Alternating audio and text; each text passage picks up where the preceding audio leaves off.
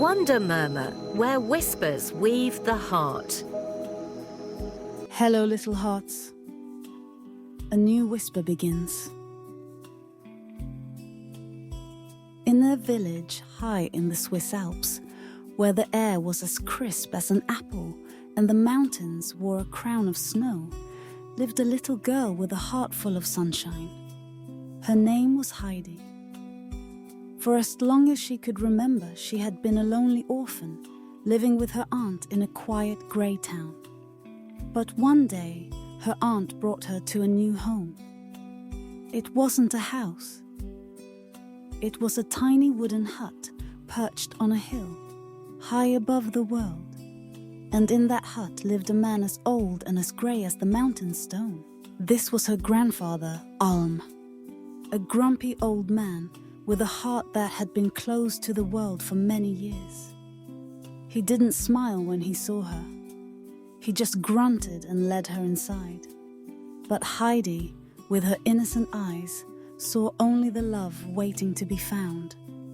She was happy, and she showed it by exploring every corner of her new home. Grandfather Alm, who had been used to a quiet life, with only his great shaggy dog, Joseph, for company, found himself smiling. He built her a cozy bed in the attic, where she could watch the stars at night. And he watched as her small body and great heart filled his lonely home with a new kind of light. Heidi's days were a blur of joy. She made friends with Joseph, who would let her pull his ears and rest her head on his big, warm body. She met Peter, a shepherd boy, who grazed his goats on the meadows. Peter, who had been a bit of a loner himself, found himself looking forward to her company. He taught her how to talk to the goats, to call them by their names, and to find the sweetest berries on the mountain. Every day was an adventure. She and Peter would climb the highest peaks, their lungs filled with the clean, fresh air, their hearts filled with the pure joy of living. She never forgot her grandfather, though. She would help him bake bread, and she would bring a fresh loaf to Peter's grandmother, who would give her a glass of the warmest goat's milk in return. The years were a happy blur of sun, friends, and the quiet comfort of her new life. But then, the world came for her again. One day, her aunt returned to the mountains. She had found a job for Heidi in the city, a job as a companion to a wealthy girl. Grandfather Alm was furious. "She is happy here," he roared. "You will not take her." Heidi, though she was very sad, knew her grandfather was right. She had to go and learn to read and write, but she made a promise. "I will be back," she said, her eyes filled with tears. "I will be back, and I will always remember you and the mountains." The city was a shock. The air was thick with the smell of coal, and the houses were tall and grey, with no green fields or mountains in sight. She was a companion to Clara, a kind and gentle girl who was confined to a wheelchair. Clara's world was a lonely one, a world of books and quiet gardens. But her face lit up when she saw Heidi. Heidi, with her sunny disposition, made Clara laugh with her stories of the mountains and her wild, unconventional ways. She made a new best friend, and she learned how to sit and stand like a lady, how to use a fork and a spoon, and most importantly, how to read. But her heart ached for the mountains. Her sadness was a deep, quiet thing that no one could see. She missed the fresh air, the feeling of the wind on her face, and the warm, comforting hand of her grandfather. She grew sadder and sadder. And one day, she stopped eating. She had become sick with longing. Clara's father, a kind and observant man, saw her sadness. He knew that the city, for all its comforts, was killing her spirit. He and Clara's grandmother made a difficult decision. True love, the grandmother said, her voice gentle, is wanting another's happiness at all costs. And so, it was time for Heidi to go home. Clara, though she was very sad, understood. "You must go," she said, "but promise me you'll write to me, and promise me I can visit you next summer."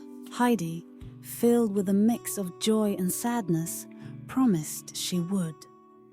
She left her fancy city dresses behind, and with a letter from Clara and a loaf of fresh bread, she returned to the mountains. The first person she saw was Peter, who looked at her with a mix of joy and fear. He was afraid she had forgotten him. She hugged him, her face filled with a happy glow. "I will never forget you," she cried. She ran to her grandfather's hut, and with a sob of relief, she hugged him so tightly that he felt a crack in the icy walls of his heart. They were home again, and all was well. The next summer, a letter arrived. Clara was coming. Peter, though he was happy to see Heidi again, was filled with a terrible, ugly jealousy. He had been a hero to Heidi in the mountains, but with Clara, a beautiful girl from the city, he felt small and insignificant.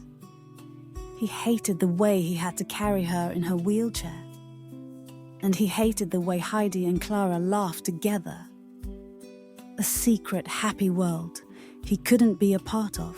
One day, filled with a terrible, selfish rage, he went to a high cliff and, with a furious shove, he pushed Clara's wheelchair off the side. It tumbled, a broken thing, into the valley below. Peter, with a terrible sense of shame, ran away.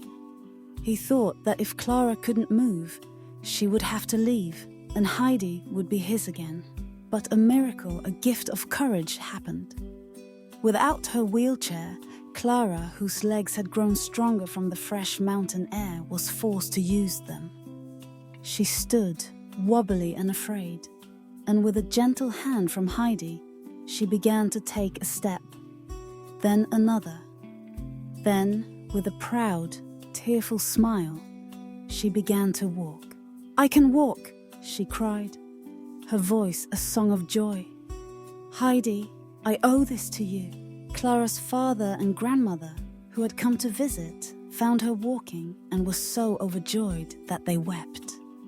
They thanked Heidi and her grandfather for the miracle they had seen.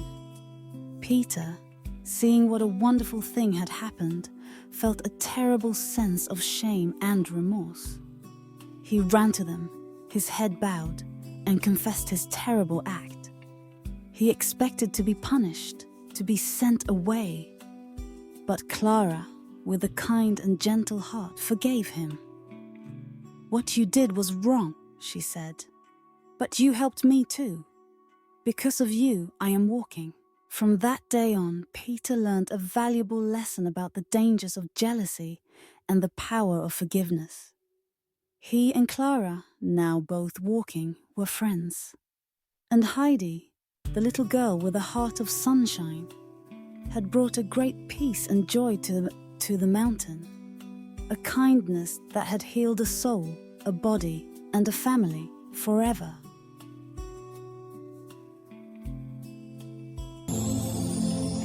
Wonder murmur, the story departs, yet the whisper imparts.